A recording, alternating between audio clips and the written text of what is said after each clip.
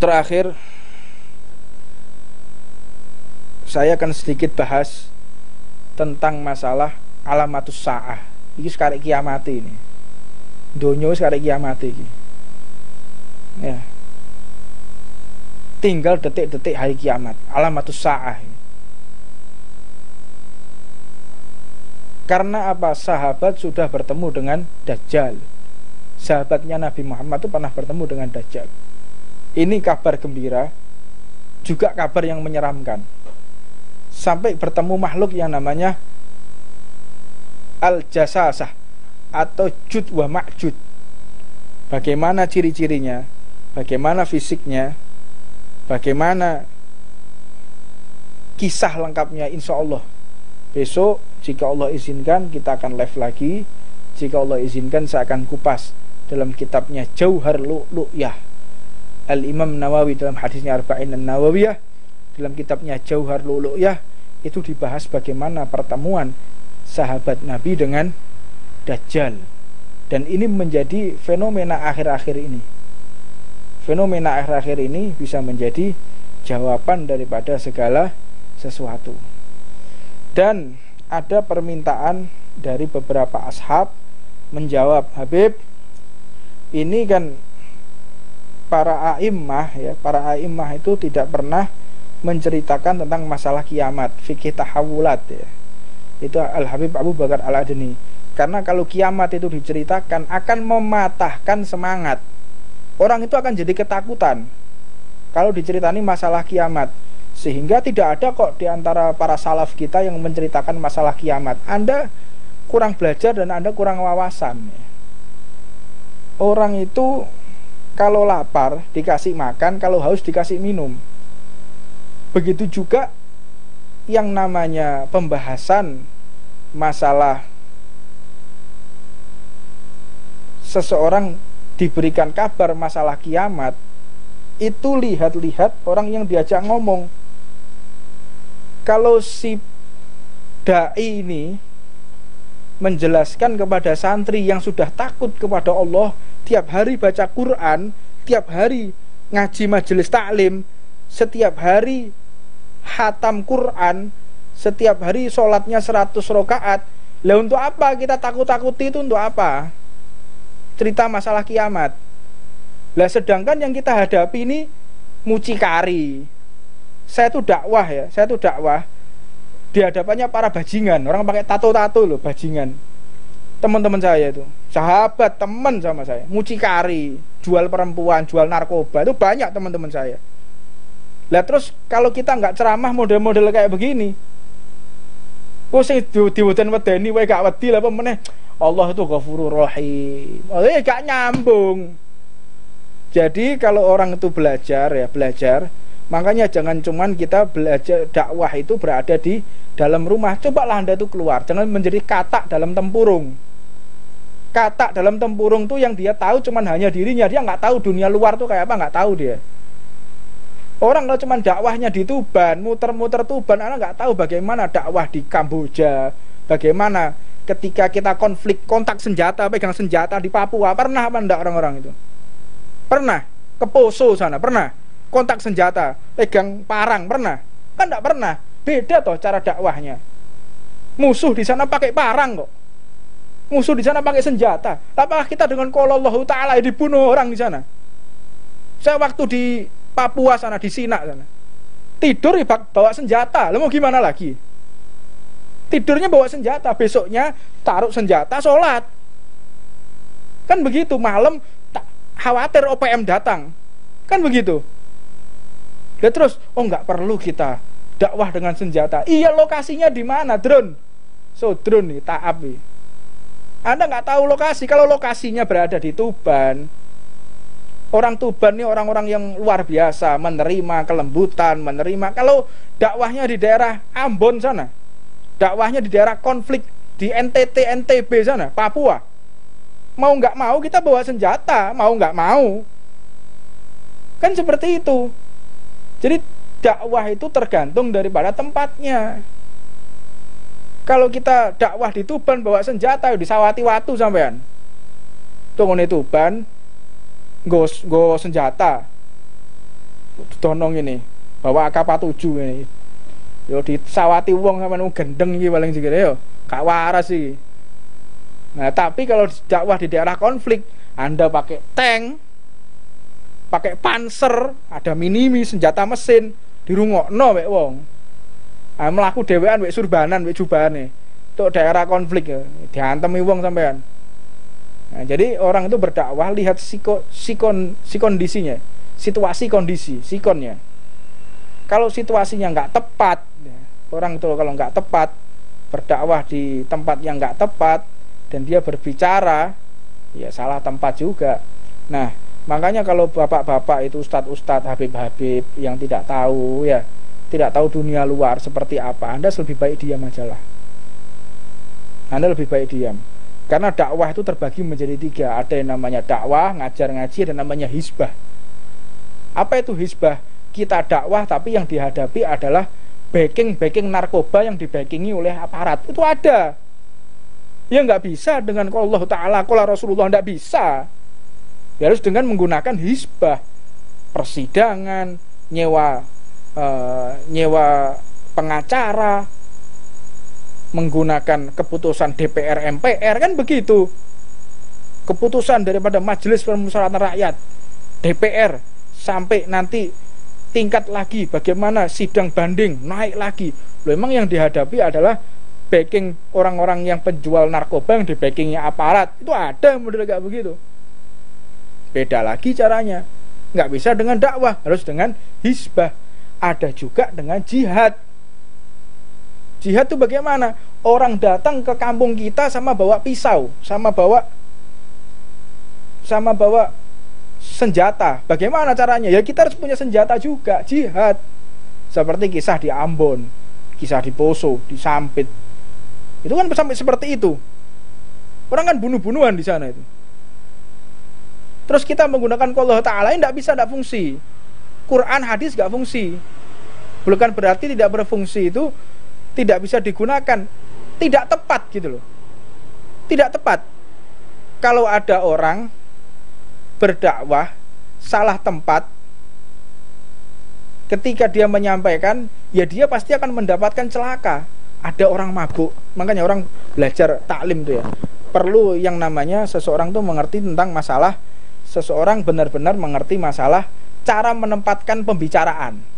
Makanya dalam kitabnya Hai Umar Taujihun Nabi, metode dakwah, makanya dalam kitabnya Imam Haddad itu dakwah utama. Ya, itu baca dulu. Orang itu kalau berbicara lihat dulu. Ini yang saya hadapi ini siapa? Pemabuk misalnya. Kalau yang dihadapi pemabuk, Anda jangan berbicara masalah orang mabuk itu bakal disiksa, jangan. Tersinggung dia. Terus caranya bagaimana? Rayu dia. Anda kenapa Mas mabuk? Anda kenapa berbuat seperti ini? Saya punya masalah hutang. Oh, berarti caranya untuk mereka supaya sadar bukan Allah ghani, Allah itu maha kaya. Gak nyambung. Dompetmu tokno, duitmu tokno kekno. Paham? Gitu caranya. Nggak ketemu. Orang lagi bingung bahas, nggak bisa bayar utang, stres. Anda kasih Al-Quran, Anda kasih hadis. Ya akhirnya mau nggak mau Anda kan bertengkar. Caranya bagaimana? Ada orang kesusahan ekonomi, ya keluarkan dompet kita, keluarkan uang kita. Ini Pak, ini Mas, Anda kayaknya nggak punya masalah ini. Cari gara-gara. Anda punya masalah di luar, cari gara-gara ini. Iya Pak, saya punya masalah. Apa masalahmu? Saya masalah seperti ini. Iki loh duit. Selesaikan masalahmu. Mari. Tapi lah untuk punya masalah, makanya sampean ku tobat. Lah itu tambah dihantemi wong sampean. Jadi bisa menempatkan di mana ketika kita berdakwah. Ada orang tuh jelas-jelas dia cari masalah sama kita. Jangan cari masalah. Caranya bagaimana? Panggil. Ada cari masalah sama kita. Apa salah kita? Atau engkau mencuri perhatian supaya kita melihat engkau, tujuannya untuk apa? Kayak misal ada orang lewat cari perkara sama kita. Dia kan cari perkara sama kita. Itu jangan kita langsung respon, "Oh, enggak perlu cari." Ini orang ingin ketemu sama kita, ingin kenal sama kita, tapi caranya salah gitu. Caranya salah. Jadi kita juga harus panggil biar tidak mengusik hati. Ini orang ini pengen deket sama kita aslinya. Dia pengen duduk sama, cuma caranya salah. Tanya. Itu namanya manhaj dakwah. Jadi cara dakwah itu berbeda-beda ya. Ada orang tuh dakwah menggunakan gitar. Dakwah ini gitar. Ya. Ada juga orang dakwah menggunakan orkes, Romai Rama. Jadi konsumsinya orang itu berbeda-beda. Nggak bisa orang itu dakwah, ya namanya dakwah itu yang ngajar ngaji, namanya dakwah itu belajar. Banyak dakwah itu dengan tulisan, dengan lantunan qasidah, dengan musik. Ya memang secara hukum gitar itu kan hukumnya kan haram. Gitar itu kan haram. Namun ada beberapa orang ya, ada beberapa orang yang justru dia mendapatkan hidayah dari gitar. Ada. Itu kita sudah tidak bisa berpikir secara fikih ya, secara fikih. Namun hukum fikih itu memang harus dikedepankan. Tetapi jangan membuat kita angkuh gitu. Makanya orang itu ketika tasawuf tanpa fikih juga dia menjadi zindiq, dan dia fikih tanpa tasawuf juga dia menjadi takabur. Jadi harus seimbang antara tasawuf dengan fikih. Dan hukum Islam ini tidak bisa cuman kita berpikir secara ilmu biologi, ilmu matematika, karena hukum Islam itu kadang-kadang keluar daripada hukum biologi, hukum fisika, hukum kimia, nggak berfungsi. Contohnya apa? Peristiwa Isra wal Mi'raj. Ada yang percaya? Orang Arab dulu zaman sana. Ada? Tidak ada yang percaya. Kalau sekarang percaya, karena apa? Teknologinya sudah canggih. Nah, seperti itu. Ya, jadi itu yang bisa saya sampaikan. Wallahu a'lam. Mudah-mudahan kita semua mendapatkan barokah dari Allah Subhanahu wa taala dan masih diberikan istiqomah oleh Allah, sehingga Allah senantiasa memberikan kita kekuatan untuk setia kepada hukum Allah, kekuatan untuk membahagiakan umat manusia, kekuatan untuk melaksanakan segala perintah Allah. Makanya kita doa, ya Allah jangan sampai musibah itu ada di agamaku. Cukup musibah itu hanya berlalu saja. Jangan sampai kita disinggahi musibah apapun. Dan yang namanya musibah apapun tergantung prasangka kita kepada Allah. Kalau kita berprasangka buruk kepada Allah, maka jadinya buruk. Kalau kita berprasangka baik, maka jadinya baik. Segala sesuatu tergantung prasangka kita. Semakin kita berprasangka baik kepada Allah, maka jadinya baik.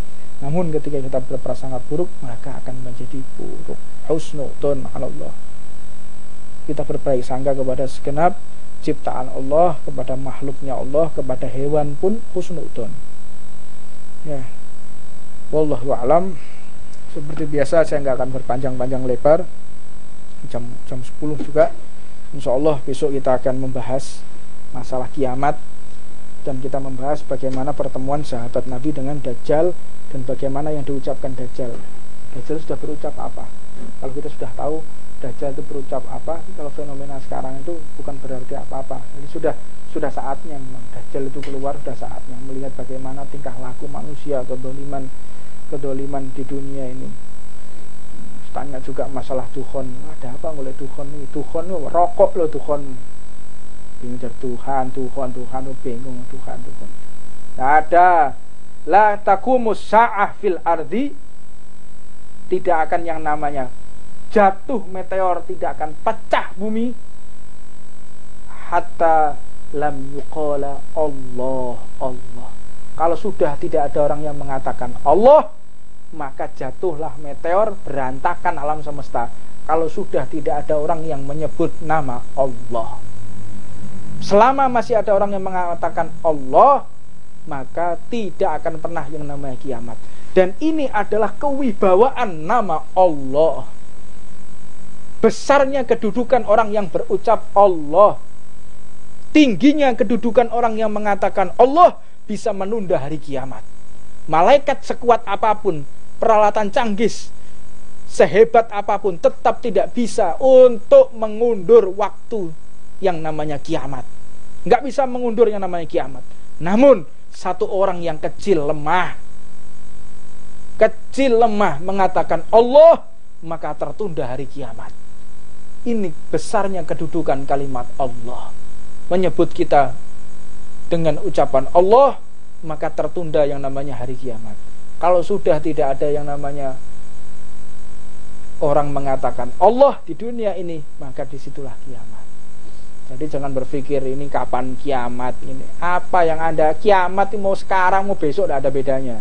Tapi kiamat itu memang hari Jumat. Kiamat itu hari Jumat. Yang namanya kiamat itu hari Jumat. Dan salah satu tanda besar kiamat itu biasanya yang namanya tanda-tanda besar yang akan terjadi di dalam semesta ini karena diawali malam Jumat di bulan Ramadan dan diakhiri bulan Ramadan juga malam Jumat. Ini malam Ramadan ini juga malam Jumat. Ini sudah terjadi beberapa kali. Wallahu a'lam. Nggak penting itu mau jatuh, mau mati besok, mau mati sekarang, nggak ada urusan buat kita. Yang penting kita wafat dalam keadaan husnul khotimah, itu yang penting. Itu yang paling penting. Kita mau mati kenapa, karena apa, jangan peduli. Yang kalian pedulikan adalah bagaimana Allah ridho kepadaku, bagaimana Allah telah merestui aku, Allah telah sayang kepadaku, Allah telah memberikan rahmat kepadaku. Itu yang penting. Kita nggak penting mati kena apa, mau ada apa, nggak ngurus. Yang penting bagaimana kita menutup usia dengan husnul khotimah. Itu yang paling penting. Mudah-mudahan kita semua wafat dalam keadaan husnul khotimah. Rabbana atina fid dunya hasanah wa fil akhirati hasanah wa qina adzabannar wa 'ala man masyayikhuna wa ila hadratin nabi Muhammad.